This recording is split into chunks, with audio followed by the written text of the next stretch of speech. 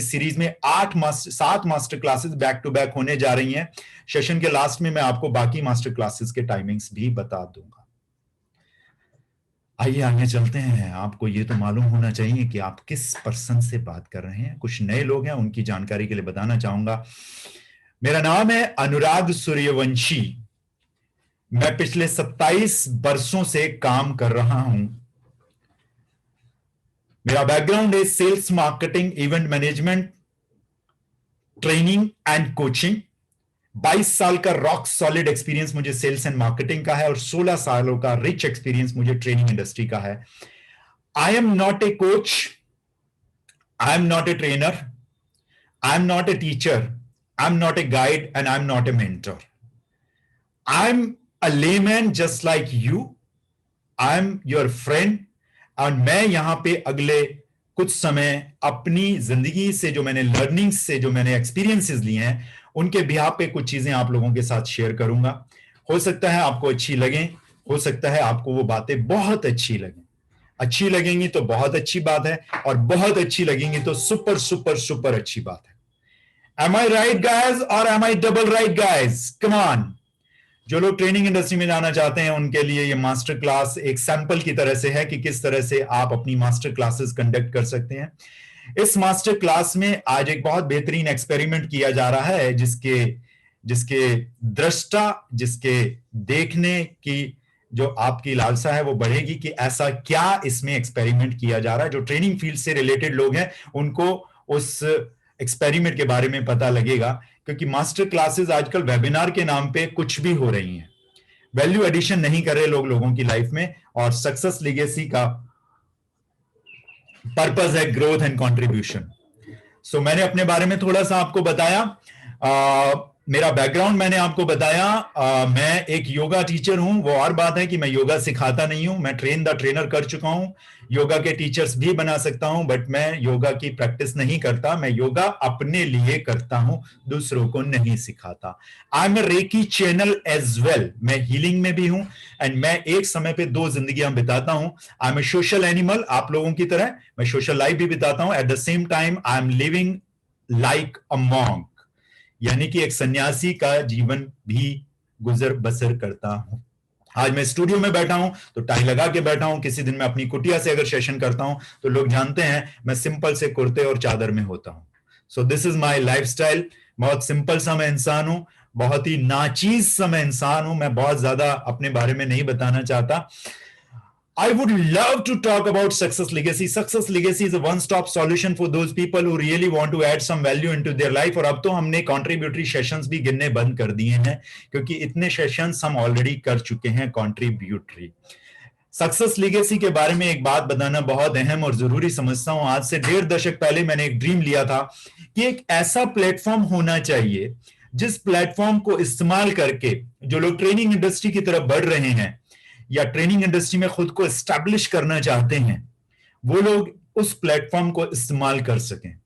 क्योंकि जब ट्रेनिंग की बात होती है तो ट्रेनिंग इंडस्ट्री में खुद के पैर जमाना और ट्रेनिंग इंडस्ट्री में एस्टैब्लिश ट्रेनर बनना किचन में जाकर सूजी का हलवा बनाने जैसा बिल्कुल भी नहीं है। इट मीन्स वो ऐसे नहीं है कि एक कढ़ाई ली, उसमें थोड़ी सी चाशनी बना ली, चीनी डालकर, पानी डालकर, दूसरी कढ़ाई में देसी घी का चौंक लगाया, उसमें सूजी भूनी, ड्राई फ्रूट्स डाले और चाशनी डाल दी और हलवा बन गया। ऐसा बिल्कुल भी नहीं है।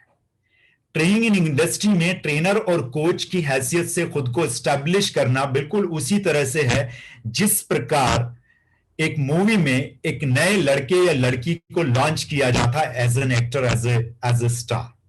Are you guys getting my points? Am I right और double right? Come on guys, yes और डबल यस। सो एक प्लेटफॉर्म डिजाइन किया गया, उसका नाम है सक्सेस लेगेसी। और इस सक्सेस लेगेसी के पीछे एक जो लेजेंडरी पर्सन है जिनका हाथ है, उनके बारे में मैं अभी इस प्रोग्राम के बीच में जरूर बताना चाहूंगा। उनके बारे में भी आप जानेंगे।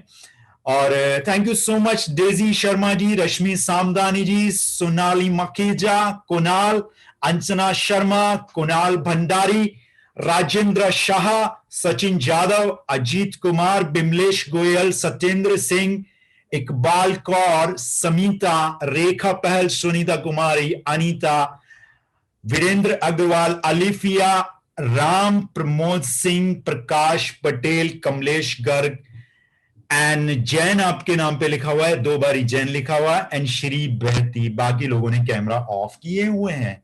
I can not do much. उनके नाम तो दिख रहे हैं, बट मैं नाम लूंगा तो बहुत टाइम लगेगा। थैंक गॉड कुछ कम ही लोगों ने कैमरा ऑन किए हैं। मैं समझता हूं आपकी मजबूरियां, दिल से सुनते रहिएगा। प्रकाश पटेल एक नए पर्सन आए हैं शायद, थैंक यू सो मच। वाई, थैंक यू एहसान भाई, थैंक यू मोहसिन अली शौकत भाई, थैंक यू सो मच। आज बहुत अच्छा गाना सुनने को मिला आपका, बहुत ही प्यारा गाना गाते हैं। अगले सेशन में जरूर सुनना चाहूंगा। आज का सेशन बहुत ही रिलेवेंट और बहुत ही इंपॉर्टेंट टॉपिक के ऊपर है। देखिए साहब, हमारी बॉडी के 3 पार्ट हैं, उन तीनों पार्ट्स के बारे में बात करेंगे। पहला पार्ट है सोल। कितने लोग मानते हैं कि हमारी बॉडी में कोई एनर्जी वास करती है? स्ट्रेट अवे पॉइंट पे आ रहा हूं, और जो लोग देर से जुड़े हैं उनके जानकारी के लिए बता दूं एक बार फिर से, क्योंकि अभी नंबर थोड़े से बढ़ गए हैं, सिर्फ 1 मिनट लगेगा, सबको बता देना चाहता हूं। ये 7 मास्टर क्लासेस की सीरीज है। These are 7 back to back master classes, free of cost contributory. ये कॉन्ट्रीब्यूटरी 7 मास्टर क्लासेस हैं, जिनमें से आज पहली क्लास है, and the topic is NLSS. NLSS के ऊपर है। इसको एनएलपी की सिंपल वेबिनार सोचने समझने की भूल बिल्कुल ना करें, कदापि ना करें। ये एनएलपी की सिंपल वेबिनार नहीं है जैसे लोग करते हैं। सेम तरह के वेबिनार होते हैं और आते हैं और अपना माल बेचते हैं और चले जाते हैं, वैसी वेबिनार नहीं है। This is not a webinar, this is a master class regarding NLSS. 2-2 घंटे की ऐसी 7 मास्टर क्लासेस होंगी। आज उसका पहला सेशन है और ये सेशन 9:10 पे खत्म होगा।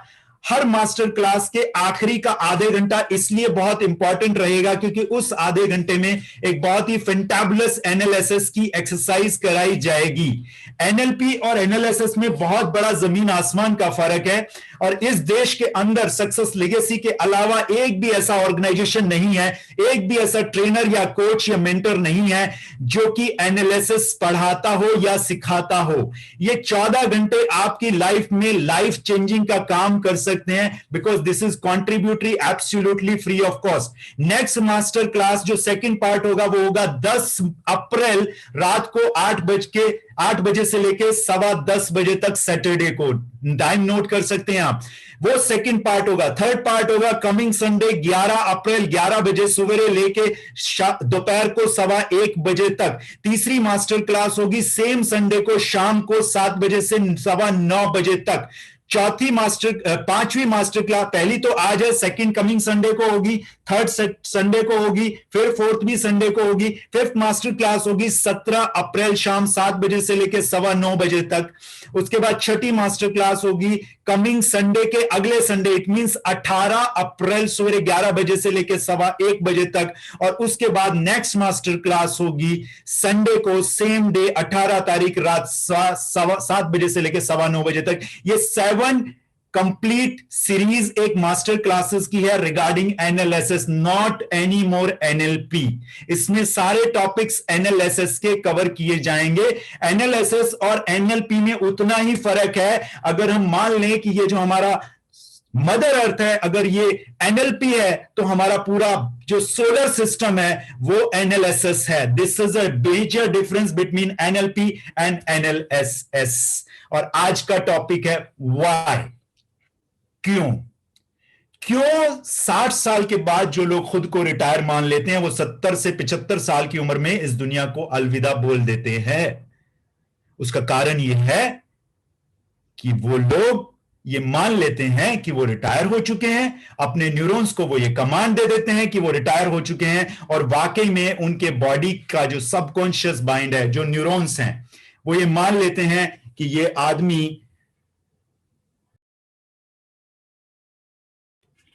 आदमी रिटायर हो चुका है, और उसका पत्ता उसके न्यूरॉन्स खुद ब खुद साफ कर देते हैं। आपने कभी गौर किया कि हमें मालूम सब कुछ होता है, स्टूडेंट को मालूम है कि उसको अच्छे मार्क्स लाने हैं। देखिए, आज की मास्टर क्लास पहली मास्टर क्लास है, इससे कनेक्टिंग रहेंगी अगली सारी मास्टर क्लास। आज का टॉपिक खत्म होगा 7 मास्टर क्लासेस में जाके। 1-1.5 घंटे में सब कुछ नहीं बताया जा सकता, 12 घंटे 14 घंटे का टॉपिक उतना ही समय लेगा। इसलिए आपको आज ब्रीफ इंट्रोडक्शन दे रहा हूं, अगली क्लास में पार्ट सेकंड होगा, फिर पार्ट थर्ड, 4, 5, 6, 7 इस तरह से चलेगा। और जरूरत पड़ी और अगर 8वीं 9वीं भी करनी पड़ी तो हम करेंगे। कॉन्ट्रीब्यूटरी का मतलब यह नहीं है कि टॉपिक क्लियर नहीं करेंगे, टॉपिक सारा क्लियर किया जाएगा। तो जब सब कुछ मालूम होता है कि हमें करना क्या है, हमें यह भी मालूम होता है कि हमें करना कैसे है, तो भी हम मंजिल तक क्यों नहीं पहुंच पाते? क्या ये आप में से कितने लोगों का ये चैलेंज है? जरा हाथ उठाएंगे कि मालूम है क्या करना है, क्यों करना है, कैसे करना है, सब कुछ मालूम है मगर पहुंच नहीं पाते वहां तक। कुछ लोगों के चैलेंजेस हैं, आज सॉर्ट आउट होंगे। ये चैलेंजेस थोड़े से सॉर्ट होंगे क्योंकि आज रूट कॉज का पता लगेगा। माइंड, बॉडी एंड सोल, कितने लोगों को लगता है? हाथ उठा के बताइए। माइंड, बॉडी एंड सोल, इन तीनों का मिक्सचर है हम। How many people think like that? एक एनर्जी है जो इस बॉडी में वास करती है, एनर्जी है जो रहती है। उस एनर्जी के निकलने के बाद ये क्या रह जाएगा? एक स्थूल शरीर रह जाएगा, सिंपल सा।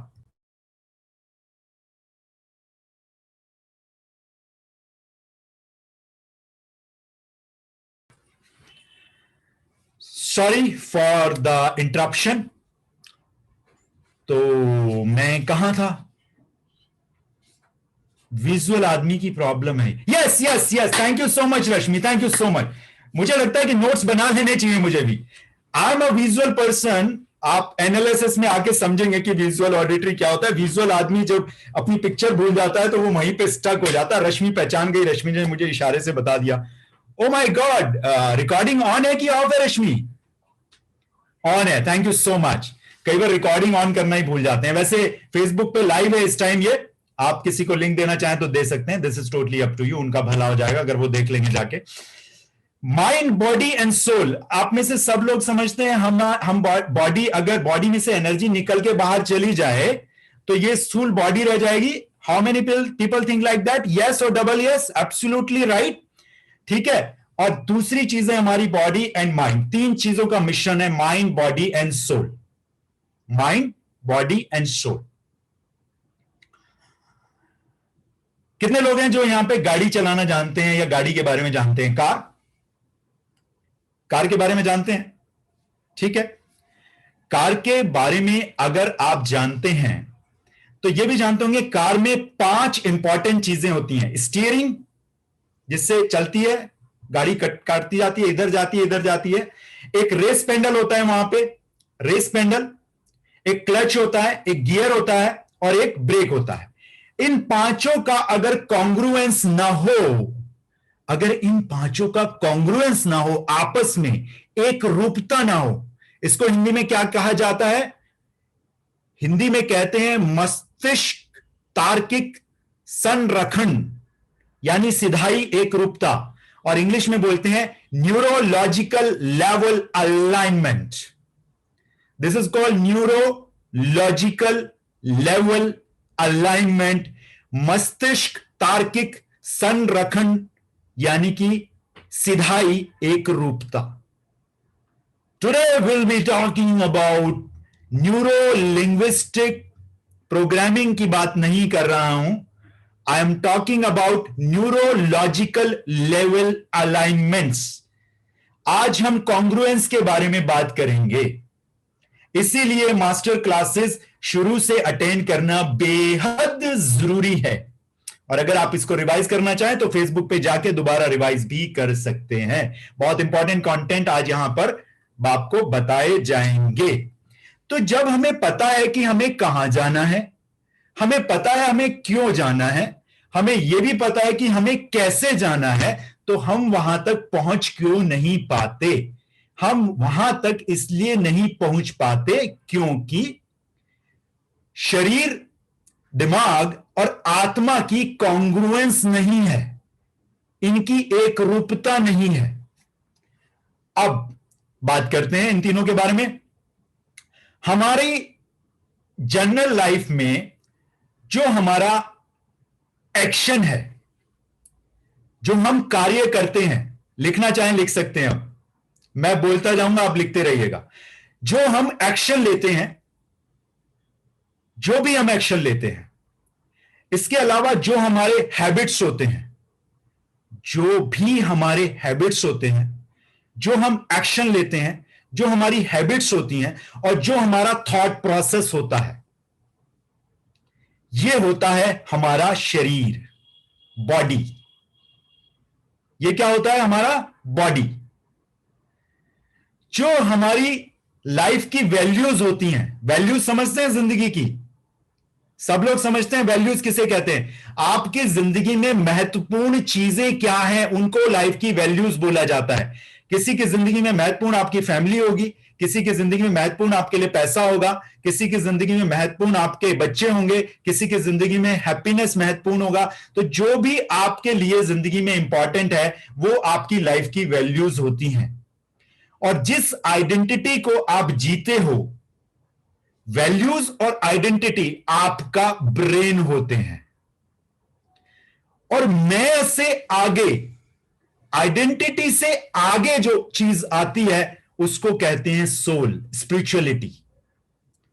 वो होता है आपकी जिंदगी का purpose. It is as simple as that. ये बताना जरूरी था। अभी कंफ्यूज नहीं होइए, सिर्फ इनको लिख लीजिए, परेशान होने की जरूरत नहीं है। कमिंग सैटरडे को इसको एलोबरेट किया जाएगा। अभी बताना जरूरी था, सो दैट जब मैं बात करूं पर्पस की, जब मैं बात करूं आइडेंटिटी की, जब मैं बात करूं वैल्यू सिस्टम की, जब मैं बात करूं थॉट प्रोसेस की, हैबिट्स की, बिलीफ की, एक्शन की, तो आपको पता होना चाहिए। अब ये माइंड, बॉडी एंड सोल रहता कहां पे है? जहां आप रहते हैं वहीं तो रहता है। इस मीन्स घर में। जिस घर में आप रहते हैं उसको एनवायरमेंट कहते हैं। क्या कहते हैं? जिस घर में आप रहते हैं उसको एनवायरमेंट कहते हैं। एनवायरमेंट, इट मीन्स जो आपका लिविंग रूम है, लिविंग रूम में रहने वाले लोग, आपके मां, आपके बाबूजी, आपकी मदर, आपके फादर, आपके मदर इन लॉ, आपके फादर इन लॉ, आपके बच्चे, आपके स्पाउस, हस्बैंड के लिए वाइफ, वाइफ के लिए हस्बैंड, और उसके अलावा आपके brother in law, sister in law, आपकी मदर इन लॉ, आपकी फादर इन लॉ, आपकी मदर, फादर, आपके बहन, आपके भाई, आपके बच्चे, आपके आसपास के पड़ोस के लोग, आप जहां काम करने जाते हैं वो काम करने की जगह, वहां के लोग, आपके एम्प्लॉयर, आपके एम्प्लॉय, आपका सब्जी वाला, आपका दूध वाला, आपका प्रेस वाला, धोबी, आपका कूड़ा उठाने वाला, कूड़ा उठाने वाली, आपका सब्जी विक्रेता, आपका रद्दी वाला, ये सब है आपका environment. Are you guys getting my point? आपको मजा आ रहा है या डबल मजा आ रहा है? ऑब्वियसली डबल मजा आ रहा है यार, come on, yes guys, yes. So ये सारा का सारा हमारा एनवायरमेंट है। हमारे जो एक्शन हम एनवायरमेंट की वजह से ले लेते हैं, वो जो एक्शन हमारे हैबिट्स में कन्वर्ट हो जाते हैं और हैबिट्स हमारे थॉट प्रोसेस में चले जाते हैं, उसको क्या कहते हैं हम? उसको हम कहते हैं हमारा शरीर। इट मींस हमारी बॉडी। और हमारी जो आइडेंटिटी, हमारी जो वैल्यूज, हमारे जो बिलीफ सिस्टम है, उसको हम कहते हैं हमारा दिमाग। और जो हमारा जिंदगी का पर्पस है उसको हम कहते हैं स्पिरिचुअलिटी, यानी कि सोल। माइंड, बॉडी, सोल मैंने क्लियर कर दिया। सबको क्लियर है? जो लोग स्क्रीन पे हाथ उठा के बताएंगे सबको ये पॉइंट क्लियर है? सो दैट मैं इस पॉइंट से अब आगे चलूं। आगे चलते हैं, आगे बात करते हैं। मैंने जैसे आपसे शुरू में कहा था, what is the meaning of NLP, पहले बता देता हूं। एनएलपी की ये मास्टर क्लास कतई भी नहीं है। बिल्कुल भी प्री कंसीव नोशंस में मत बैठिएगा, और ना ही कोई एनएलपी का आपको कोई वर्कशॉप आज यहां बेचा जाएगा, उसका प्री कंसीव नोशन भी हटा दीजिएगा। वो और बात है कि एनालिसिस के बारे में हम जरूर 20 मिनट बात करेंगे, जो हमारा अपकमिंग कोर्स है उसके बारे में बीच में थोड़ी सी बात करेंगे, और इस सेशन के लास्ट में 30 मिनट्स आपके लिए बहुत इंपॉर्टेंट होंगे, क्योंकि इसमें बहुत ही बेहतरीन फेंटाबुलस एक्सरसाइज आपको कराई जाएगी इन्हीं सब चीजों के बारे में, regarding action, regarding habits, regarding belief system, regarding value system, regarding identity, and regarding the purpose as well. So now let's talk about कि ये जो NLP है ये क्या है, इसके बारे में जान लेते हैं थोड़ा सा, so that आपको आइडिया लग जाए कि एनालिसिस क्या है। न्यूरो लिंग्विस्टिक प्रोग्रामिंग, इसका मतलब न्यूरो का मतलब न्यूरॉन्स, आपकी बॉडी में 80 बिलियन न्यूरॉन्स तैर रही हैं, जो कि आपकी बॉडी के लगभग 60 ट्रिलियन सेल्स को गवर्न करते हैं। 60 ट्रिलियन कितने होते हैं और 80 बिलियन कितने होते हैं, आपकी जानकारी के लिए बता दूं, 100 crore is equal to 1 billion and 1000 billion is equal to 1 trillion. It means आपकी बॉडी में 60 trillion multiply by 1000, 60,000 billion cells हैं आपकी बॉडी जिन सेल से बनी है। उन सभी सेल्स को गवर्न करते हैं आपके 80 billion neurons. Are you getting my point? It's a huge huge super computer है आपकी बॉडी। न्यूरॉन्स का मतलब न्यूरॉन्स, न्यूरो का मतलब न्यूरॉन्स, लिंग्विस्टिक मतलब भाषा, न्यूरो लिंग्विस्टिक, प्रोग्रामिंग के मतलब उसको प्रोग्राम करना। It means how to control, how to reimprint, how to reprogram your subconscious brain to get maximum desire results in any area, in any field in your life. And NLP is a very, very small part of NLSS. And what is the meaning of NLSS? ये मैं बाद में बताता हूं। What is the meaning of NLSS? ये double S का क्या meaning है? NL का मतलब तो आपको पता लग चुका है, neuro linguistic. What is the meaning of SS? We'll discuss it later. ये जो मॉडल है NLP का, ये बनाया था वैज्ञानिकों ने और इसे अपनाया था NLP के कुछ धुरंधरों ने। इसमें दो चीजें आती हैं, एक रिएक्टिव जोन का इंसान होता है, एक प्रोएक्टिव जोन का इंसान होता है। इसको पहले आपको समझना होगा। What is the meaning of reactive, what is the meaning of proactive. कितने लोग हैं जो जिंदगी में अपने मैक्सिमम मुकाम पे पहुंचना चाहते हैं अपने फील्ड में? देखिए, हाथ उठाते रहिए जो लोग स्क्रीन पे हैं। मैं इसी तरह से इंटरेक्शन करता हूं सो दैट मुझे पता रहे कि लोग मेरे साथ जुड़े हुए हैं। हालांकि जो लोग मुझे पर्सनली जानते हैं उनको मालूम है मैं इतना लाउड और इतना फास्ट नहीं बोलता हूं जब वन ऑन वन बात करता हूं, बट जब मुझे सब लोगों को एक साथ कोऑर्डिनेशन में रखना होता है तो मुझे थोड़ा फास्ट बोलना चाहिए, मुझे ऐसा लगता है। This is my perception of my life. So जितने भी लोग जिंदगी में एक मुकाम हासिल करना चाहते हैं उन लोगों के लिए NLSS इज नॉन नेगोशिएबल और उनको प्रोएक्टिव जोन का इंसान बन के रहना चाहिए। अब आप कहेंगे what do you mean by proactive and reactive zone? Anurag, reactive zone होता है जो इमीडिएटली रिएक्शन कर देता है, बात को सोचे समझे बिना। इंपल्सिव होते हैं वो लोग, इमीडिएट। उधर से एक बॉल आई, उसको डिफेंस करने का था ना, काय को यॉर्कर पे छक्का मारने की कोशिश करते हो फुल टॉस बना के, अगर वो फुल टॉस बॉल निकल गई बल्ले के नीचे से तो मिडल स्टंप उखड़ जाएगा। और ऐसा हमारी जिंदगी में अक्सर होता भी है, ऐसा हमारे जीवन में होता भी है कि एक एनवायरनमेंट में कुछ घटना घटी और उस घटना के ऊपर हमने कुछ रिएक्शन दिया और इस रिएक्शन की वजह से महाभारत खड़ी हो गई और जो चीज डेस्टिनी तक अच्छी भली जा रही थी वो डिजास्टर की तरफ चली गई। तो हमें एनवायरनमेंट के हिसाब से रिएक्शन नहीं करना चाहिए। इस बात का तात्पर्य यहां पर सिर्फ इतना सा है कि हमें रिएक्टिव जोन में कभी भी नहीं रहना चाहिए। Now what is the meaning of proactive zone? और प्रोएक्टिव जोन के कुछ एग्जाम्पल्स तो बताइए अनुराग मुझे, सो दैट मैं समझ पाऊं किस तरह के लोग होते हैं जो प्रोएक्टिव जोन में रहते हैं। तो आप जितने भी सक्सेसफुल लोगों को अपने आसपास देखते हैं वो सभी प्रोएक्टिव जोन में रहते हैं। What is the meaning of कि वो रहते हैं? कैसे लोग होते हैं वो? बड़े बड़े फिल्म स्टार्स, बड़े बड़े क्रिकेटर्स, बड़े बड़े पॉलिटिशियंस, ये सब लोग हमेशा प्रोएक्टिव जोन में रहते हैं। प्रोएक्टिव जोन में रहने का एक लाइव एग्जाम्पल हमारे देश के माननीय प्रधानमंत्री जी भी हैं। कौन सी पार्टी का प्रधानमंत्री है हमारे देश में, मुझे इससे कोई फर्क नहीं पड़ता। इनसे पहले जो प्राइम मिनिस्टर रहे हैं वो भी सारे के सारे प्राइम मिनिस्टर प्रोएक्टिव जोन वाले नेता रहे हैं। या तो वो प्रोएक्टिव जोन वाले थे या उस गद्दी पर पहुंचने के बाद उस गद्दी की गरिमा रखने के लिए वो लोग प्रोएक्टिव जोन में चले जाते हैं। इस बात को ध्यान रखिएगा। प्रोएक्टिव का मतलब होता है जो हमेशा कूल रहते हैं, शांत रहते हैं, बिंदास रहते हैं, आसपास जितना भी भूचाल मच जाए उनको इससे कोई फर्क नहीं पड़ता।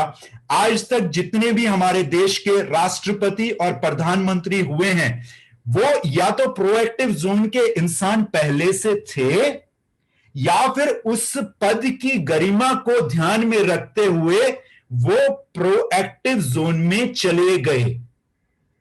प्रोएक्टिव जोन में आपको रहना होगा अगर आप अपने प्रोफेशन में मैक्सिमम लेवल तक, अपने उच्च पद तक पहुंचना चाहते हैं। So you need to be in the proactive zone. बड़ी बड़ी कंट्रीज के presidents, prime ministers, bureaucrats, film stars, sportsman, big entrepreneurs, बड़े बड़े ट्रेनर्स, वो सब प्रोएक्टिव जोन में रहते हैं और वो सिर्फ ये सोचते रहते हैं कि इस आदमी ने जो मेरे बारे में ऐसा बोला मीडिया में, मैं इस आदमी ने जो बोला उसको कैसे भुना सकता हूं कि मैं अपने पर्पस के और करीब पहुंच जाऊं। ये लाइन में बड़ी ताकत है, इस लाइन को नोट कर लीजिए करना चाहें तो। सामने वाला जब कोई भी रिएक्शन करता है, आज ऐसी ऐसी चीजें मिलेंगी जो आप सोच भी नहीं सकते, कहां से निकलेंगी मुझे नहीं मालूम। क्योंकि इस गिलास में अगर पानी है और पानी इस गिलास में डाला जाए तो इसमें से क्या निकलेगा बाहर? पानी ही निकलेगा ना, कुछ और तो नहीं निकलेगा। और जिस कलर का होगा उसी कलर का निकलेगा। तो इस इंसान के जो सामने इस समय बैठा है वो एक जरिया है आप तक इस सुपरनेचुरल डिवाइन पावर के पहुंचने का। आपने शायद जिंदगी में कोई सॉल्यूशन मांगा होगा माय डियर फ्रेंड, तो आज आपके सामने सॉल्यूशन आया है और इसकी सभी क्लासेस के थ्रू जाएंगे तो उस सॉल्यूशन को अपनी जिंदगी में आप इंप्लीमेंट भी कर पाएंगे। Got my point? मैं सिर्फ एक मैसेंजर हूं, मैं मैसेज नहीं हूं। मैं अपनी बात को यहां रखने के लिए नहीं आया हूं। मेरे थ्रू एक डिवाइन पावर कुछ मैसेज आप तक करना चाह रही है शायद। नहीं तो कोई इत्तेफाक नहीं है कि आप मेरे सामने इस समय संडे की इवनिंग में बैठे हैं, अपने बच्चों के साथ नहीं है, मेरे साथ हैं। ये कोई इत्तेफाक तो नहीं हो सकता। इसके पीछे जरूर कोई ना कोई कारण है इस यूनिवर्स का, इस डिवाइन पावर का। एंड बिकॉज मैं डिवाइन पावर में बहुत विश्वास रखता हूं, इसीलिए उसके बारे में बार बार बात भी करता हूं। क्योंकि हम सब लोग उसी डिवाइन पावर के पार्ट हैं, एक इलेक्ट्रिसिटी की तरह से। जैसे कि एक इलेक्ट्रिसिटी सेम होती है, उससे पंखा भी चलता है, एसी भी चलता है, किचन में मिक्सी भी चलती है। उसी तरह इसी इलेक्ट्रिसिटी रश्मि भी चल रही है, स्मिता के अंदर भी वो इलेक्ट्रिसिटी है, अलीफिया में भी वही इलेक्ट्रिसिटी है, मौसिन में भी, अल्पेश में भी, प्रीत में भी, वीरेंद्र अग्रवाल में भी, सूरज में भी, सब में वही एक इलेक्ट्रिसिटी है which is called divine power का part. And I really mean it. और मैं किसी एक पर्टिकुलर भगवान में विश्वास नहीं रखता, मैं सभी भगवान में विश्वास रखता हूं। बिकॉज भगवान is a positive divine power और वो हर जगह अवेलेबल है, हर जगह अवेलेबल है। सो 4 इंपॉर्टेंट चीजें आप लिख लीजिए, माइंड किस तरह से काम करता है। 4 बड़ी इंपॉर्टेंट चीजें हैं। माइंड, लॉजिक, आपके न्यूरॉन्स, 4 चीजें हैं यहां पे। आपकी सोल, आपकी बॉडी, माइंड, लॉजिक, बॉडी सारे काम लॉजिकली करती है, माइंड उसको चलाता है। न्यूरॉन्स होते हैं, जो न्यूरॉन सबकॉन्शियस होता है हमारा। और चौथी चीज होती है अलाइनमेंट, इट मींस एक रूपता। उस एक रूपता के बारे में आज हम बात करेंगे।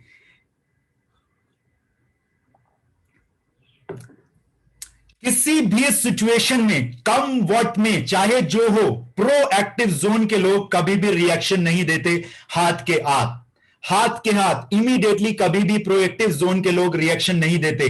जो भी सामने से बात हुई, अपने घर जाते हैं, एक पेन पेपर लेते हैं, रूम में खुद को बंद करते हैं और फिर लिखते हैं कि उनको किसी ने कुछ क्या कहा, उसके सामने फिर वो लिखते हैं अब इसको किस तरह से टैकल किया जाना चाहिए, उसकी पूरी स्ट्रेटेजी डिजाइन करते हैं और उसके बाद 2-3 दिन सोचने विचारने के बाद एक एक्शन लेते हैं कि सामने वाले ने जो कहा था उनके बारे में, सामने वाले ने जो कहा था उनके बारे में, उस सामने वाले की बातों को किस तरह से वो यूटिलाइज कर सकते हैं अपने पर्पस तक पहुंचने के लिए। एंड पर्पस क्या होता है?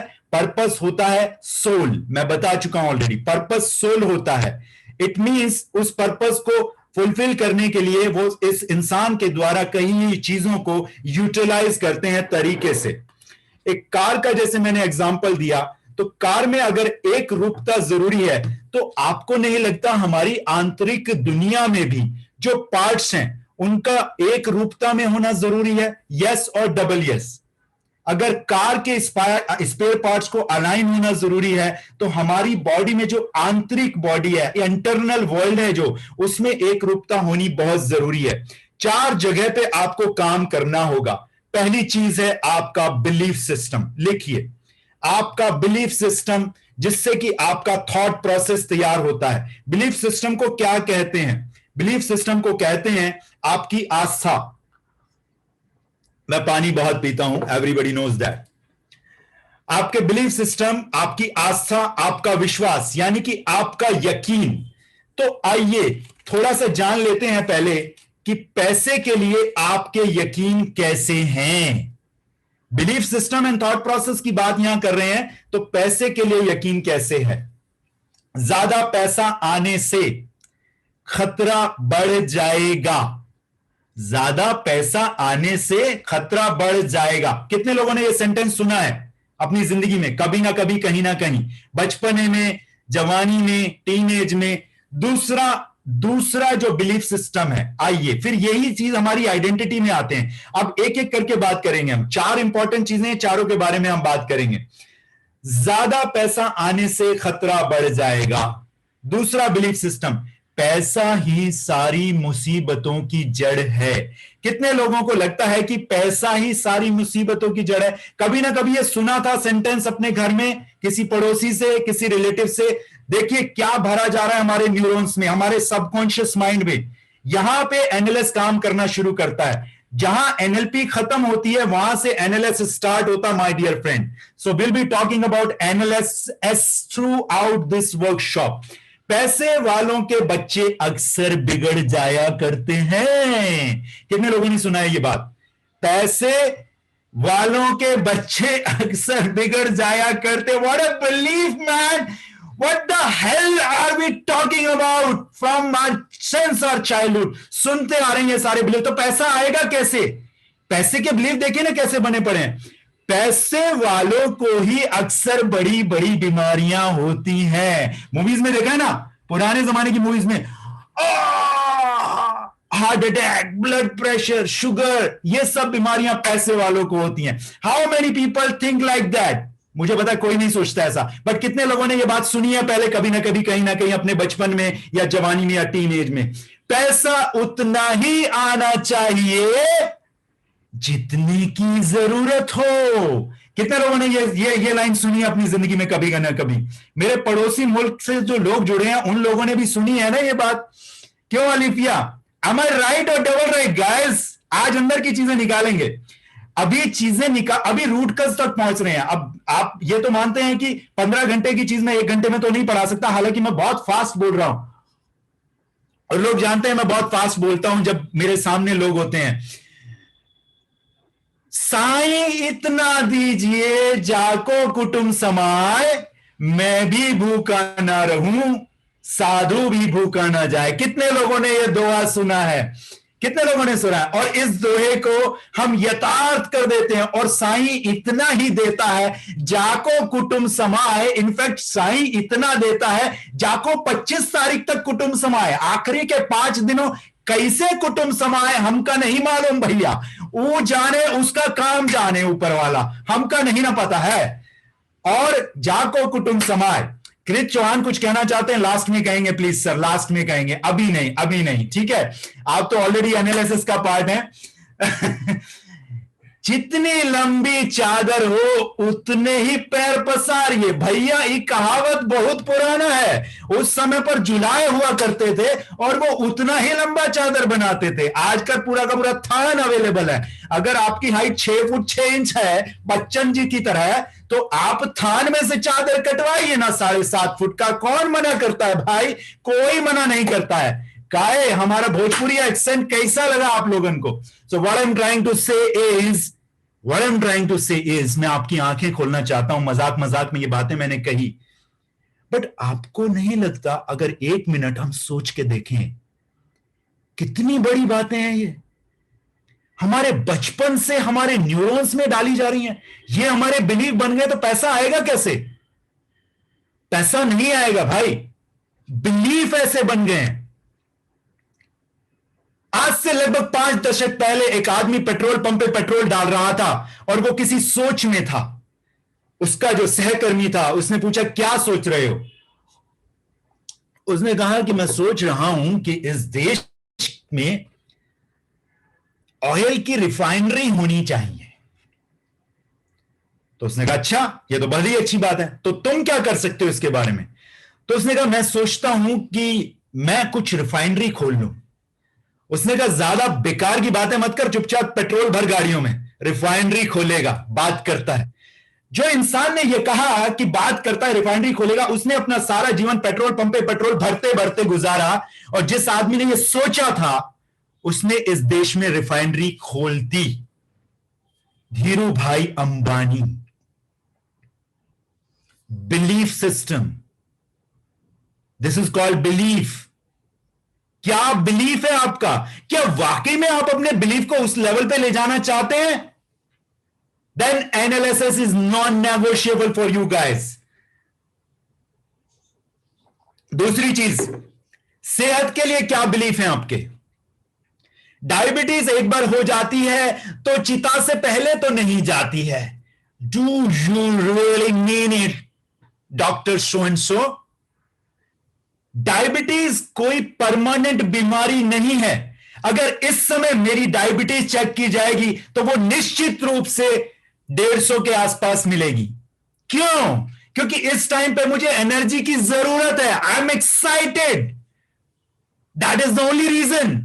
जब आप एंजाइटी में, स्ट्रेस में होते हैं तो आपको जरूरत होती है आपके सेल्स को एनर्जी की, और वो ब्लड के थ्रू जाता है, तो ब्लड के अंदर एनर्जी आ जाती है। और इस वर्कशॉप के बाद मुझे जरूरत पड़ेगी कुछ खाने की, पीने की, बिकॉज ऑलरेडी जो लीवर के पास एनर्जी थी वो उसने ब्लड के अंदर डाल दिया already, because I am excited. अभी अगर मेरा बीपी भी होगा तो 120 से ऊपर होगा, मेरी धड़कन भी शायद 95 होगी। What are you meaning by that कि डायबिटीज एक परमानेंट बीमारी है? क्या बिलीफ डाल दिए लोगों ने, क्या आइडेंटिटी बना दी लोगों ने। तो बिलीफ सिस्टम के ऊपर एक काम करना बहुत जरूरी है। Then second thing is pretty much important second thing, and this is called values. Value क्या होती है पहले इसको समझना होगा। आपकी जिंदगी में जो चीजें बहुत इंपॉर्टेंट हैं आपके लिए, वो आपकी लाइफ की वैल्यूज होती हैं। दोबारा से बताता हूं, जो चीजें आपकी जिंदगी में प्रायोरिटीज पे हैं, जिन चीजों को आपने अपनी जिंदगी में प्रायोरिटीज पे रखा हुआ है, वो आपकी लाइफ की वैल्यूज हैं। जैसे कि स्टूडेंट की वैल्यू हायरार्की में क्या चीजें वैल्यू में होनी चाहिए? स्टूडेंट की वैल्यू में होनी चाहिए health, study, parents, play. Student की 4 टॉप प्रायोरिटी वैल्यूज क्या होनी चाहिए? पहली वैल्यू स्टूडेंट की होनी चाहिए हेल्थ, दूसरी वैल्यू स्टूडेंट की होनी चाहिए स्टडी, तीसरी वैल्यू होनी चाहिए पेरेंट्स, चौथी वैल्यू होनी चाहिए प्ले, पांचवी वैल्यू होनी चाहिए स्पिरिचुअलिटी। ये 5 वैल्यू होती थी पुराने जमाने में स्टूडेंट्स की। Do you know that? और उसमें पेरेंट की जगह रिप्लेसमेंट करके आ जाते थे टीचर्स, गुरु। तो पहले जमाने में स्टूडेंट की लाइफ की वैल्यूज क्या होती थी? पेरेंट्स अपने बच्चों को खुद छोड़कर आते थे आश्रम में, तो उनकी पहली वैल्यू क्या होती थी? हेल्थ। हेल्थ के लिए सब कुछ किया जाता था, बच्चों को सुबह उठाया जाता था, दूसरी वैल्यू क्या होती थी उनकी? स्टडी, पढ़ाया जाता था आश्रम में। तीसरी वैल्यू क्या होती थी? गुरु। चौथी वैल्यू क्या होती थी उनकी? प्ले, उनको तरह तरह के व्यायाम कराए जाते थे। पांचवी वैल्यू क्या होती थी? स्पिरिचुअलिटी। छठी वैल्यू क्या होती थी? हम्बलनेस। वो कहां से आती थी? क्योंकि वो भिक्षा मांग के लाते थे। These were the values for the students. एक लेमैन की क्या वैल्यूज होनी चाहिए वो भी बता देता हूं। आपकी 6 इंपॉर्टेंट वैल्यूज होती हैं, लिख लीजिए। पहली टॉप प्रायोरिटी की वैल्यूज आपकी होनी चाहिए your health, your connection with your health. पहली वैल्यू होनी चाहिए हेल्थ। सेकंड प्रायोरिटी होनी चाहिए your family. Your family is the second value in your value hierarchy. Third value क्या होनी चाहिए आपकी? थर्ड वैल्यू आपकी होनी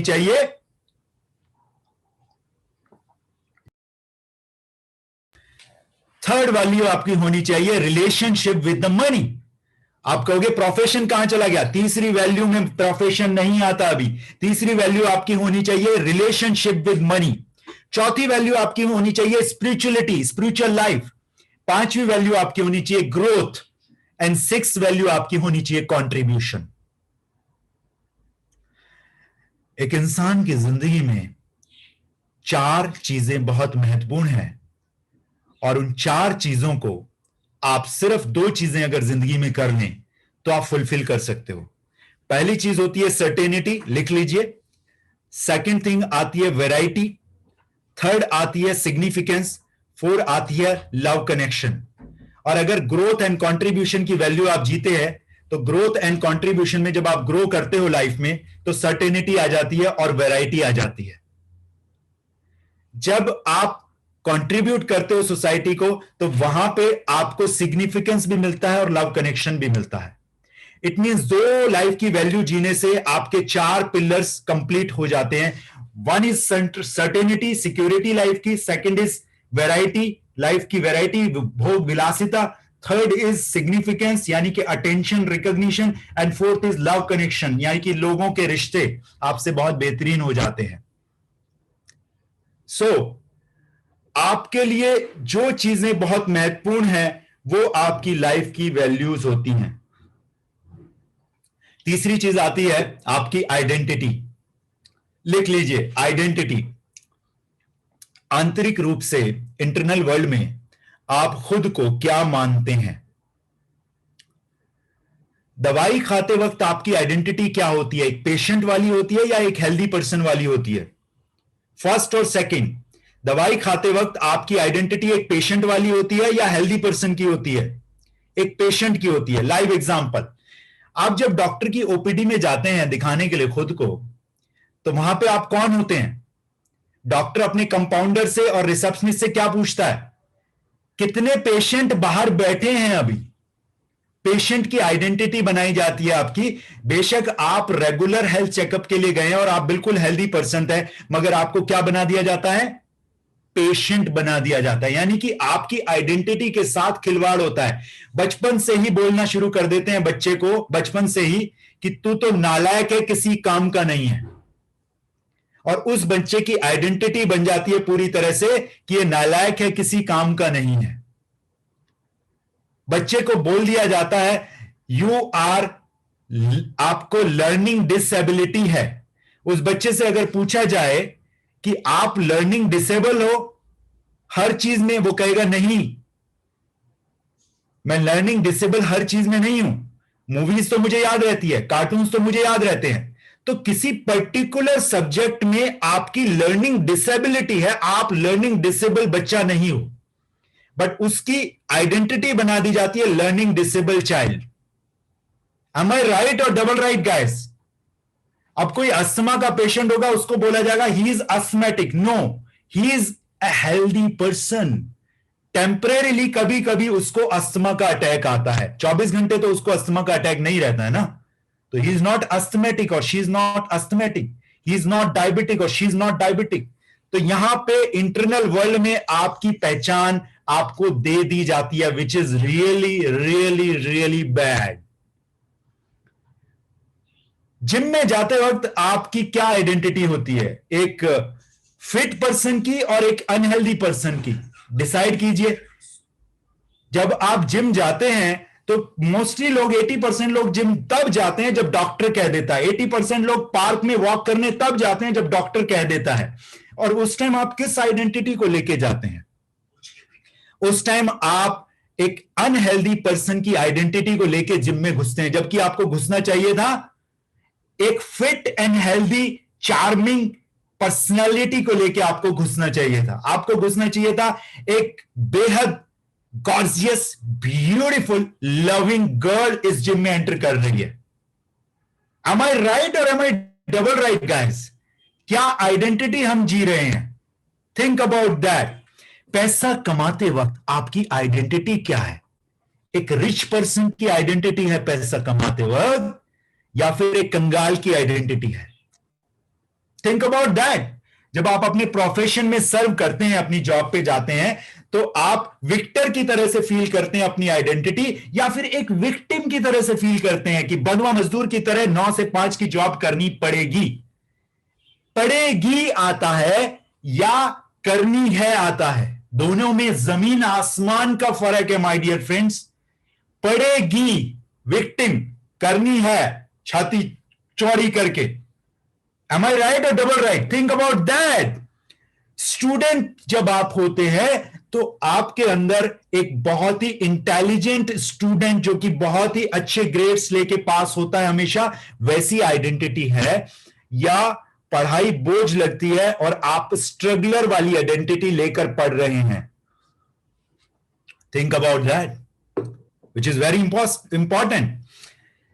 ये 3 चीजें, आपके यकीन, आपकी वैल्यूज और आपकी पहचान, ये 3 चीजें बहुत ही ज्यादा इंपॉर्टेंट हैं आपकी जिंदगी में।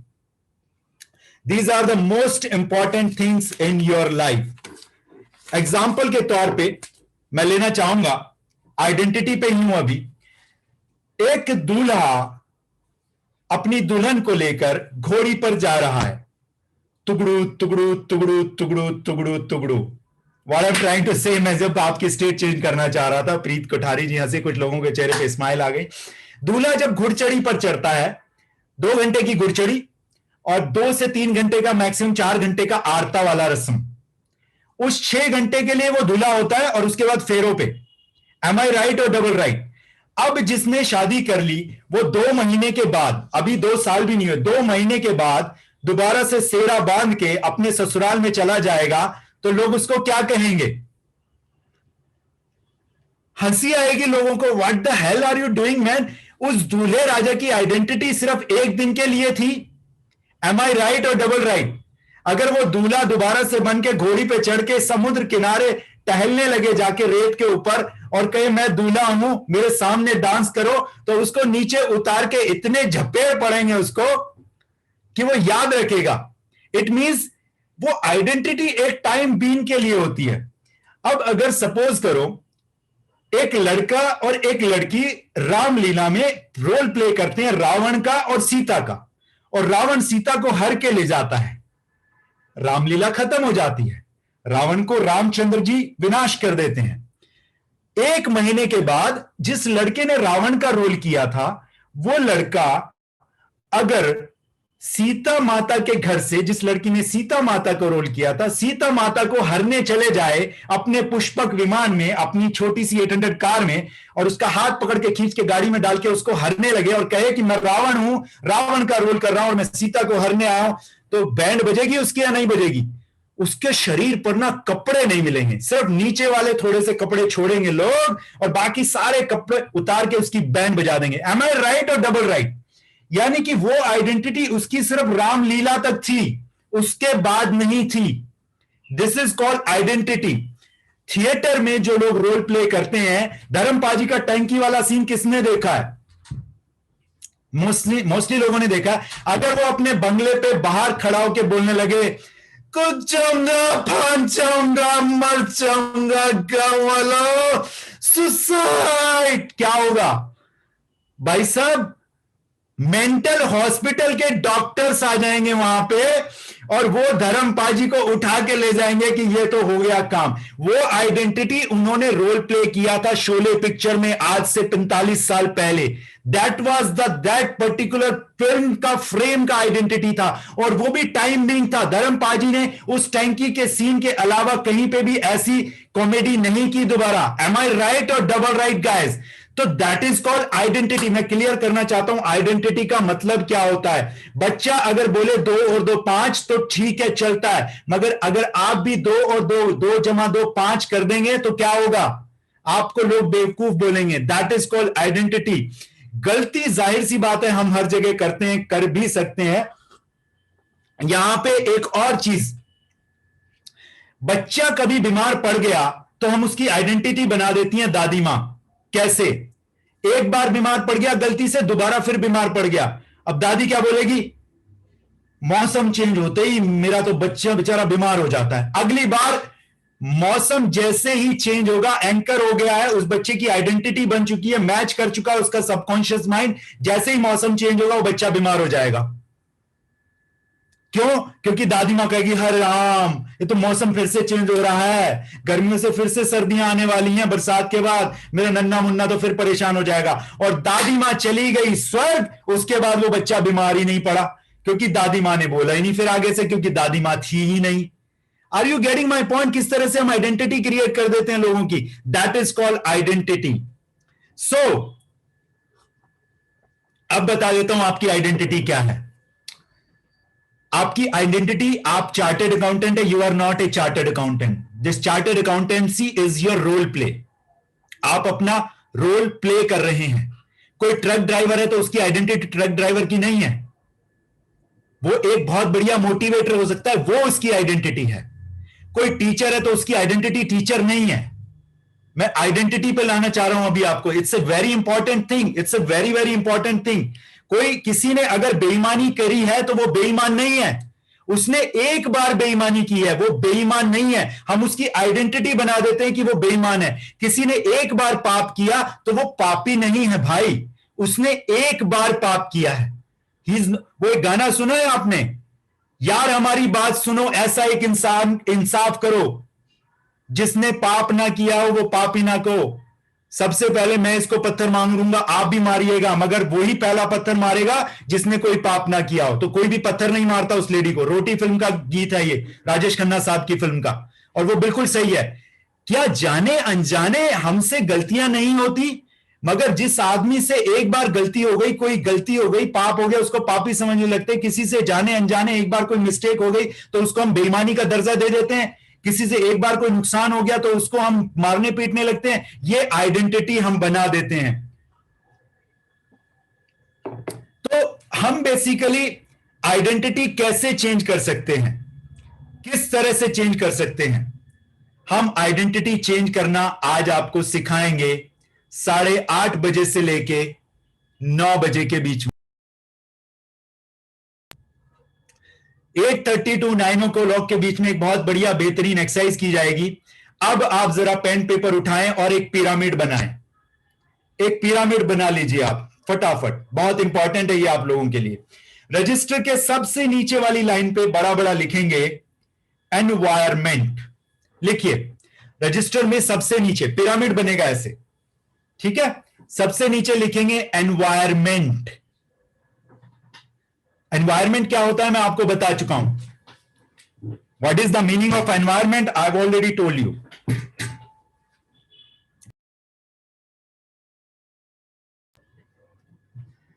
उसके ऊपर लिखेंगे आप एक्शन स्लैश बिहेवियर। उसके ऊपर लिखेंगे एक्शन स्लैश बिहेवियर।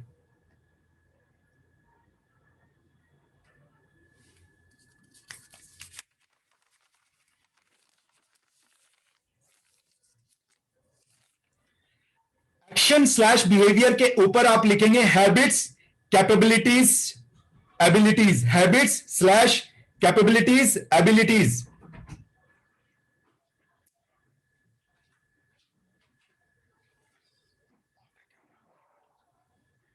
उसके ऊपर आप लिखेंगे बिलीफ, स्क्रीन शेयर चाहिए।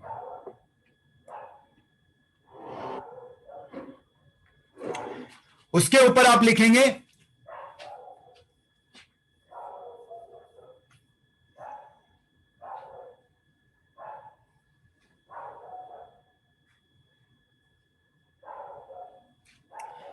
बिलीफ, थॉट प्रोसेस के ऊपर आप लिखेंगे वैल्यूज, वैल्यूज के ऊपर आप लिखेंगे आइडेंटिटी, और आइडेंटिटी के ऊपर आप लिखेंगे beyond your identity, beyond your identity.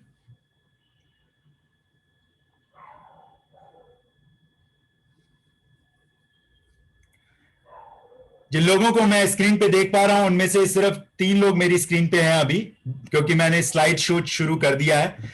तो सतेंद्र जी, आप मेरी बात को अग्री करते जाएंगे,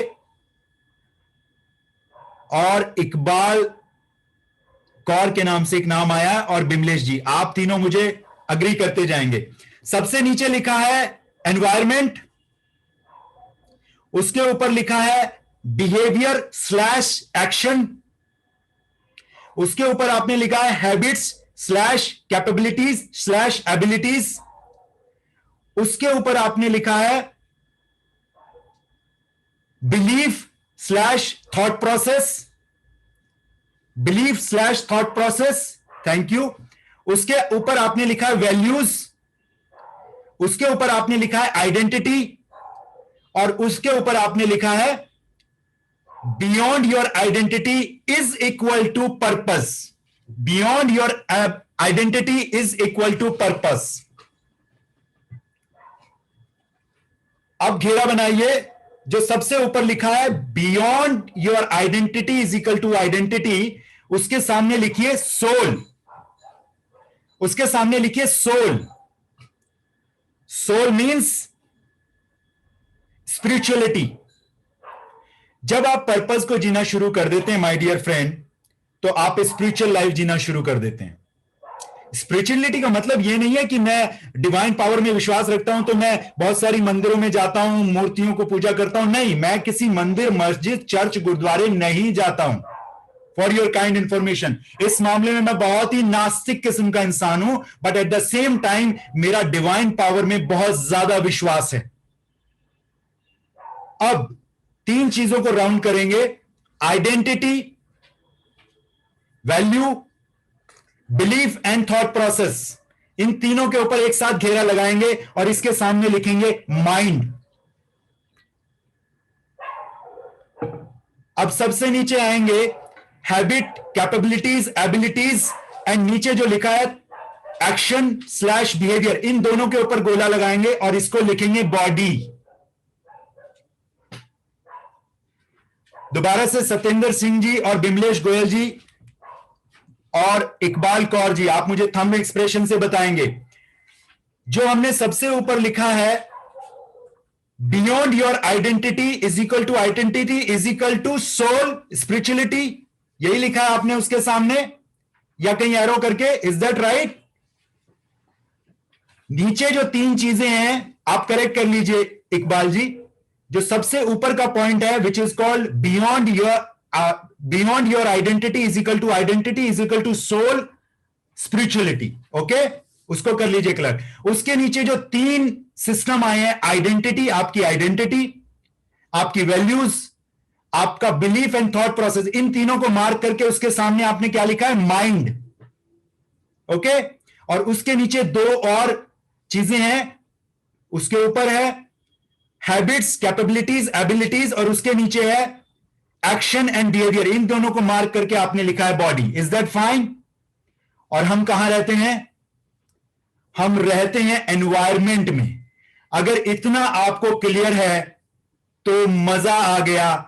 8:30 से लेके 9 बजे तक आपके हाथ बटेर लगने वाली है आज, and I really mean it. और अब 20 मिनट मैं आपको बताऊंगा एनालिसिस के बारे में।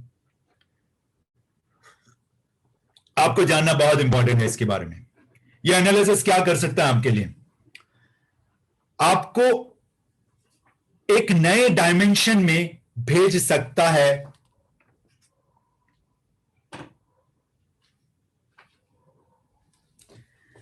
आपका ये जो एनालिसिस है, ये आपको एक नई डायमेंशन में भेज सकता है। एनालिसिस क्या कर सकता है आपके लिए? थोड़ा सा बता देता हूं क्या कर सकता है आपके लिए। आपकी बॉडी हेल्दी है या बीमार है, ये आपको मालूम है, हाथ उठाने की जरूरत नहीं है, डोंट वरी अबाउट इट। आपकी बॉडी हेल्दी है या बीमार है, ये आपको मालूम है, मगर आपके न्यूरॉन्स की एक आइडेंटिटी बन चुकी है। एक हेल्दी पर्सन की आइडेंटिटी नहीं है आपके न्यूरॉन्स की, और वहां से वाई पूरी तरह से मिसिंग है। इसका मतलब क्या होता है? इसका मतलब होता है हमें पता सब कुछ है, हमें यह भी पता है कहां जाना है, हमें यह भी पता है क्यों जाना है, हमें यह भी पता है कैसे जाना है, हमें यह भी पता है कितनी देर लगेगी। आपको तो सब कुछ पता है, बट आपके न्यूरॉन्स को नहीं पता है। और आपके न्यूरॉन्स को क्यों नहीं पता है? बिकॉज आपके न्यूरॉन्स आपको चला रहे हैं, आप अपने न्यूरॉन्स को नहीं चला रहे हैं। ये एनालिसिस आपको सिखाता है कि आपने अपने न्यूरॉन्स को कैसे चलाना है, सो दैट आपके न्यूरॉन्स को पता लग जाए कि क्यों जाना है वहां।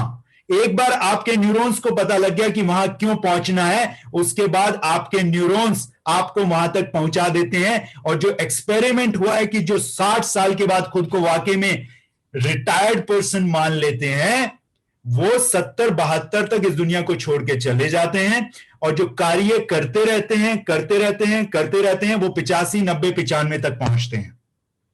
एम आई राइट गाइस और डबल राइट? क्यों? क्योंकि उनके न्यूरॉन्स को पता है कि वो भी रिटायर नहीं हुए हैं, और 60 में जो रिटायर हो जाते हैं उनके न्यूरॉन्स को पता लग जाता है कि वो रिटायर हो चुके हैं। It is as simple as that.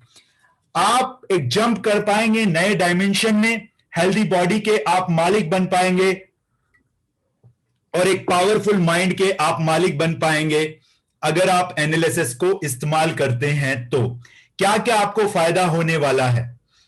आप अपनी पास्ट की पेनफुल मेमोरीज को हील कर सकते हैं।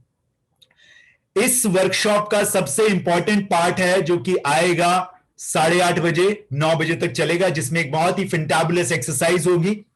उसको किए बिना न जाएं, ये मेरी आप लोगों से गुजारिश है। और ये इस मास्टर क्लास की सीरीज का आज पहला पार्ट है। आज हमने छोड़ दिया है इसको कहां तक? आज हमने 7 चीजें डिस्कस की हैं, वो आगे कैसे चलेंगी, कैसे उनको आप चेंज कर सकते हो, कैसे एनालिसिस आपके लिए काम करेगा, ये अगली मास्टर क्लासेस में पता लगेगा। एनालिसिस को इस्तेमाल करने के बाद आप जान पाएंगे कि किस प्रकार आप अपने पास्ट की पेनफुल मेमोरीज को इमोशन लेस बना सकते हो।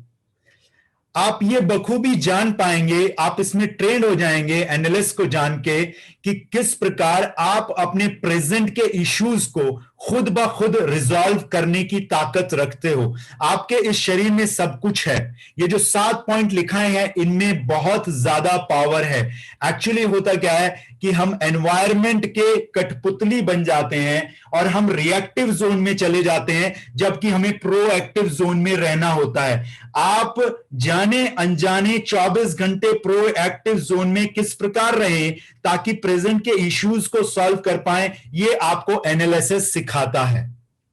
फ्यूचर की अनसर्टेनिटी, अगर आप ग्रोथ एंड कंट्रीब्यूशन को जीते हैं तो फ्यूचर की इनसिक्योरिटीज खत्म हो जाती है, और ग्रोथ एंड कंट्रीब्यूशन की वैल्यू को आप किस प्रकार जिए, ये आपको बखूबी बताता है एनएलएसएस।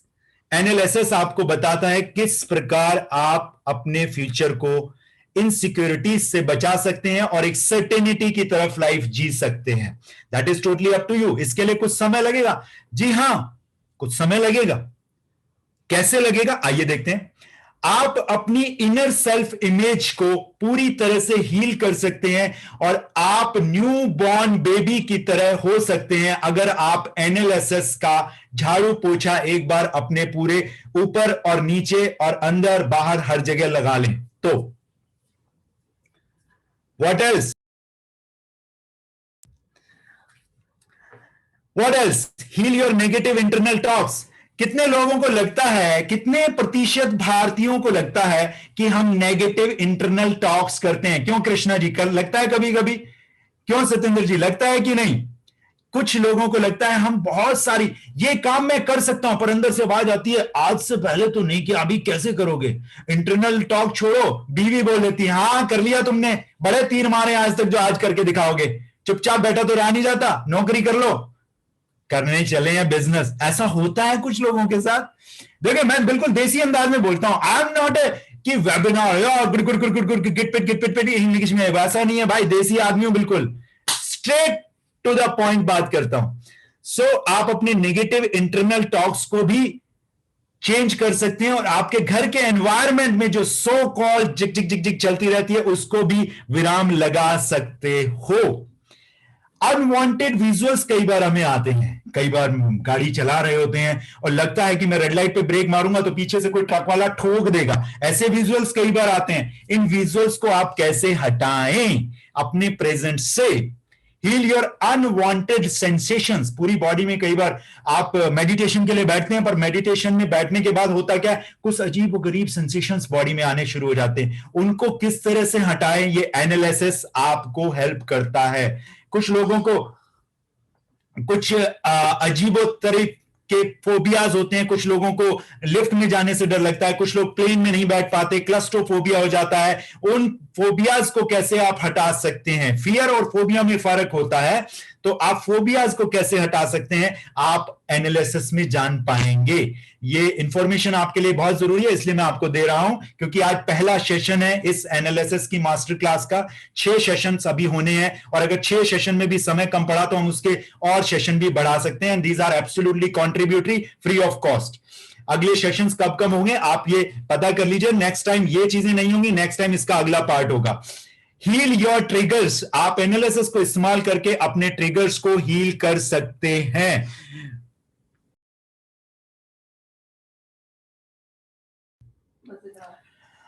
इनर कॉन्फ्लिक्ट जो बन जाते हैं, आपके अंदर कॉन्ग्रुएंस नहीं रहती।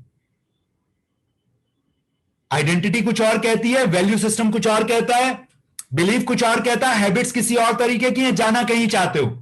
सब कुछ खिचड़ी बनी हुई है, उस खिचड़ी में रायता मिलाओ, प्लेट में डालो और खा जाओ, और बढ़िया नींद आएगी, कुछ नहीं होने वाला। व्हाट आई मीन टू से, जो इनर कॉन्फ्लिक्ट होता है, उस इनर कॉन्फ्लिक्ट को कैसे रिजॉल्व करिए एनालिसिस सिखाता है। देखिए बीच बीच में मैं कुछ इस तरह की बातें बोल जाता हूं, सो दैट आपकी थोड़ी स्टेट चेंज हो जाए, आप थोड़े से मुस्कुरा दें। क्यों कुणाल भंडारी जी, मुस्कुराना बनता है कि नहीं बनता है? बिल्कुल बनता है। यस, लेट्स सी कैसे ये पॉसिबल है। आप मल्टीप्लाई कर पाएंगे अपनी वेल्थ और सक्सेस को। देखिए 4 इंपॉर्टेंट पिलर्स होते हैं, वो चारों के चारों इंपॉर्टेंट पिलर्स यहां कवर किए जाते हैं एनालिसिस में। 1 is health, second is wealth and success, third is your family and fourth is spirituality. इन चारों के बारे में बात करेंगे। आप अपने इनर ड्रीमर को जगाना सीख जाएंगे, वो तो आज ही अब कर पाएंगे, थोड़ी देर के बाद ही। 8:30 बजे से लेकर 9 बजे तक एक बेहतरीन एक्सरसाइज अभी होगी। आप अपने सबकॉन्शियस माइंड को किस प्रकार एंगेज कर लें कि वो नए आउटकम आपको अवेलेबल करा दे, ये आप एनालिसिस में आके सीख पाएंगे। Explore the inner strategy to achieve all your goals and outcomes. इसको आप सीख सकते हैं यहां पर आकर। कौन मोहतरमा है जो इसको आपकी बॉडी में, आपके न्यूरॉन्स में इंजेक्शन भर के डालेंगी, उनके बारे में बता देता हूं। She doesn't need any introduction anymore now। लोग बहुत इनके बारे में आजकल जानते हैं। अगर आप पहली बार इनका नाम सुन रहे हैं तो आई डोंट नो कैसे आपने आज से पहले इनका नाम नहीं सुना। She is the person behind success legacy.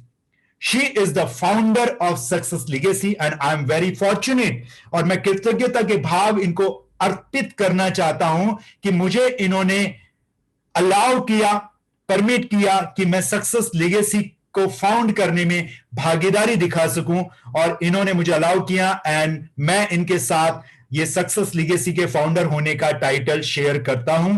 हम दोनों सक्सेस लेगेसी के फाउंडर हैं। She is chief operating officer of success legacy. She is a certified analysis NLP master practitioner। इनका खुद का एक प्रोग्राम है, signature program called Awaken the Power Within, which is called Analysis and NLP Master Practitioner Course।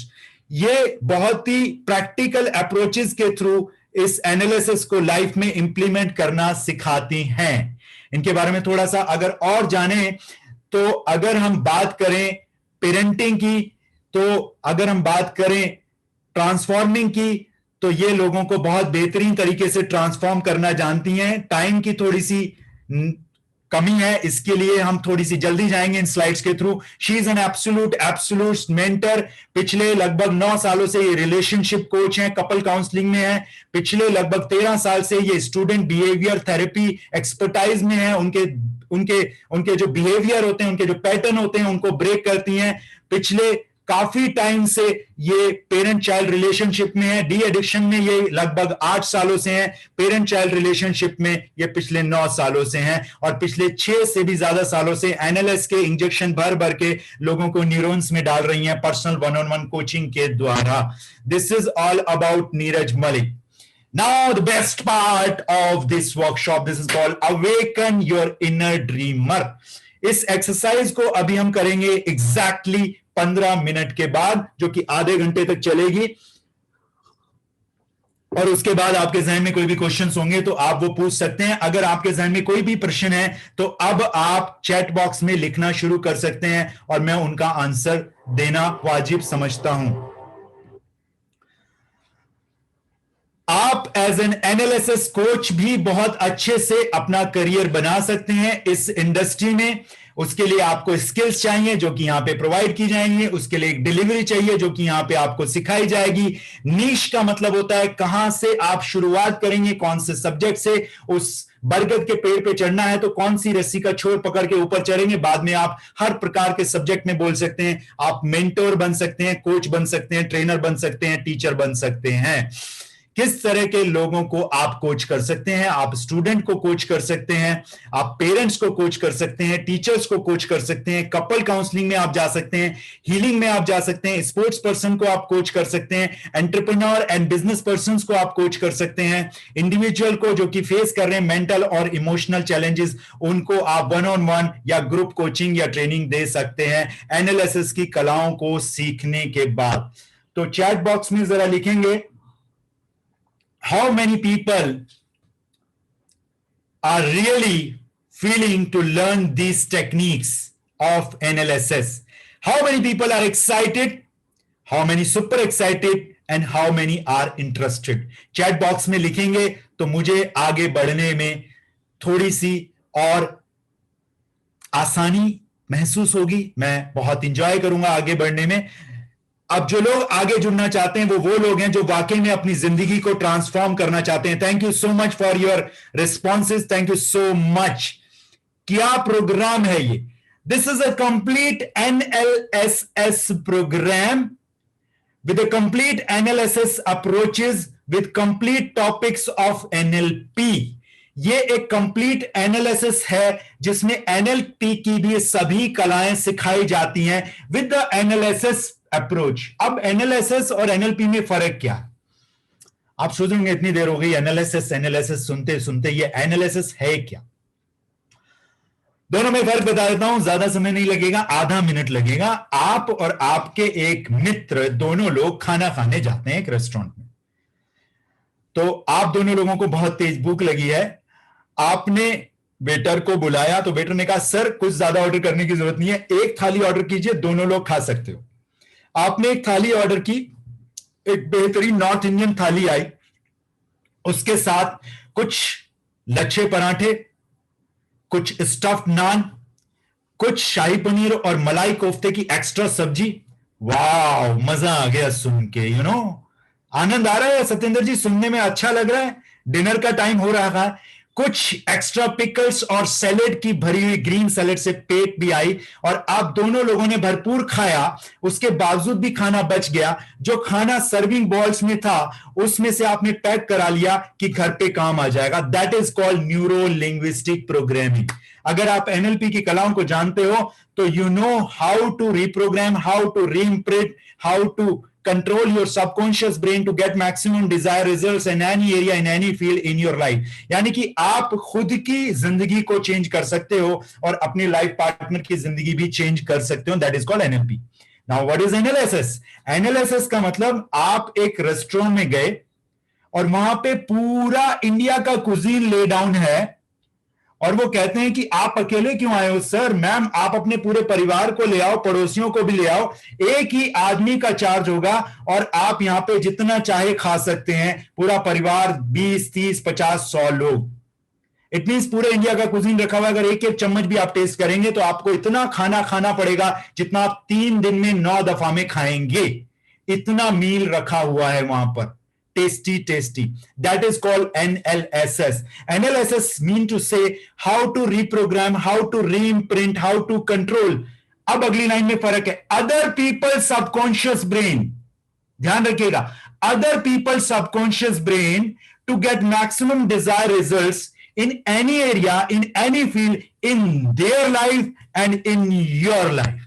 Analysis का मतलब, मैं कोई hypnosis की बात नहीं कर रहा हूं। एनालिसिस का मतलब होता है न्यूरो लिंग्विस्टिक स्पिरिचुअल साइंस।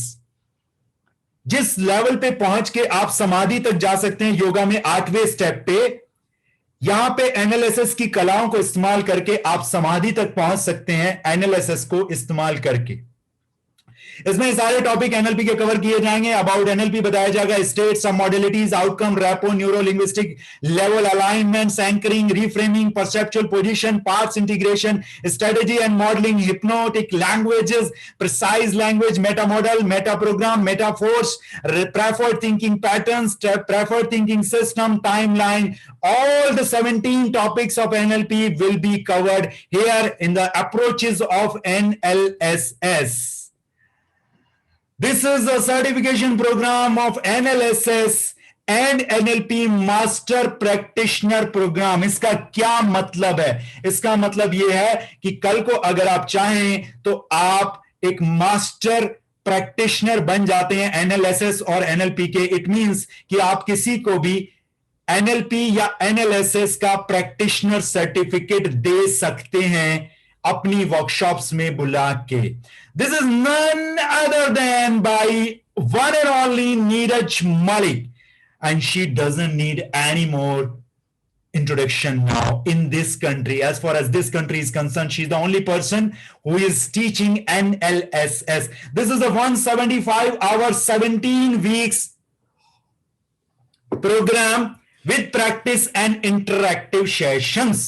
ये एक बहुत ही बेहतरीन प्रोग्राम है जो पहली दफा इंडिया में इस लेवल पे लॉन्च होने जा रहा है। सीट्स आर वेरी लिमिटेड और अभी के लिए अर्ली बर्ड ऑफर भी अवेलेबल है, जो आपको मैं बता रहा हूं अगले सिर्फ 2 से 3 मिनट में। ये जो कोर्स है ये scientifically and practically designed course है। क्यों साइंटिफिकली और प्रैक्टिकल कह रहा हूं वो अब समझेंगे आप।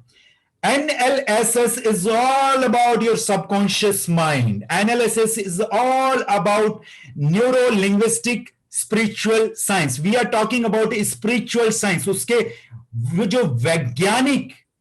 जो विज्ञान है उस अध्यात्म के पीछे, उसको समझना NLSS है।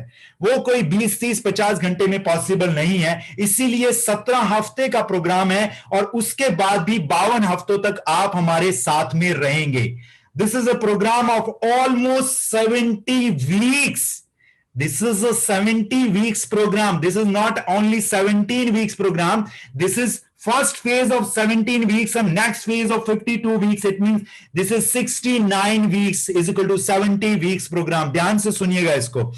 इसके जो सेशंस होंगे वो होंगे ट्यूसडे, थर्सडे एंड सैटरडेज को 8 बजे से लेकर 10:30 बजे तक। पहले आधा घंटा इंटरैक्टिव सेशन होगा, जो पिछली क्लास में सीखा उसको अगली क्लास में रिजॉल्व किया जाएगा इश्यूज को। उसके बाद एक बहुत ही प्यारा सा 1.5 घंटे का सेशन होगा एनालिसिस का, और उसके बाद एक बहुत बेहतरीन एनालिसिस की एक एक्सरसाइज करी जाएगी। हफ्ते में 3 दिन, 17 हफ्ते, 17 या 51 आपको डिफरेंट एक्सरसाइजेस कराई जाएंगी। इसके अलावा आपको एनकरेज किया जाएगा, आज जो क्लास हुई है इस क्लास और दूसरी क्लास के बीच में 48 आवर्स का डिस्टेंस है 2 क्लासेस के बीच में। वो 48 आवर्स क्यों दिए गए हैं? सो दैट आप इस क्लास को 1 बार या 2 बार दोबारा से रिवाइज कर लें। कैसे रिवाइज करेंगे? ये क्लास आपको हमारे वेब पोर्टल पे नेक्स्ट मॉर्निंग अवेलेबल हो जाएगी और नेक्स्ट मॉर्निंग जाके आप इसको रिवाइज कर सकते हैं पूरी तरह से। 2.5 घंटा इंस्टू 51 कितना होता है? 2.5 घंटा इंटू 51 होता है 125 घंटे से भी ऊपर की आपकी सिर्फ और सिर्फ ट्रेनिंग क्लासेस चलेंगी, यानी कि आपको ये कलाएं सिखाई जाएंगी। उस 48 घंटे में आप 1 से 2 बारी रिवाइज करेंगे और नेक्स्ट क्लास में आके अपने क्वेश्चंस पूछेंगे। आपके पास मास्टर कोच जो एनएलएस के हैं उनका पर्सनल नंबर होगा, उस नंबर के ऊपर आप अपनी क्वेरीज ऑडियो मैसेज के थ्रू या मैसेज के थ्रू डाल देंगे। संडे को एक 3 घंटे का विद ब्रेक एक सेशन होगा, जिसमें इन 3 सेशंस जो आपने किए इनका पूरा रिपोर्ट कार्ड देखा जाएगा। कौन सी कलाएं सीखी, कौन सी कलाएं इस्तेमाल की, कहां पे हडल्स आए, कहां पे चैलेंजेस आए।